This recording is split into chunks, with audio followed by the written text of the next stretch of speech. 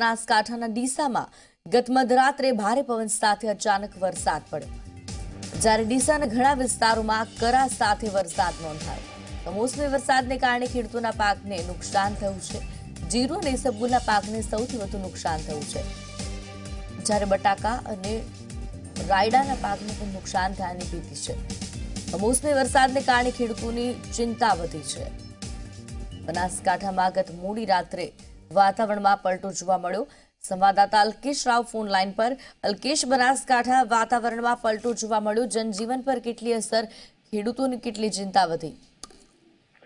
જી ચોક્કસ સિદ્ધિ, બનાસકાંઠાના કેટલાક વિસ્તારોમાં મોડી રાતે અચાનક વાતાવરણમાં પલટો આવ્યો હતો, જેમાં ડીસાના આજુબાજુના વિસ્તારમાં ફોરા સાથે અચાનક વરસાદ ખાબક્યો હતો, તો કેટલાક વિસ્તારોમાં કરા સાથે વરસાદ પડ્યો હતો. બરફ સાથે વરસાદ પડતા જીરા, ઇસબગુલ, રાયડા અને બટાટા પાકને સૌથી વધુ નુકસાન થવાની ભીતિ છે, જેના કારણે કમોસમી વરસાદને કારણે ખેડૂતો ચિંતિત બન્યા છે. ખાસ કરીને જે વાતાવરણમાં પલટો આવ્યો અને વરસાદ પડ્યો, જેના કારણે વાતાવરણ ઠંડુ ગાર થઈ ગયું છે અને લોકોમાં પણ ક્યાંક ને ક્યાંક બીમારી થાય તેવી દહેશત પણ ફેલાઈ છે. જી સિદ્ધિ.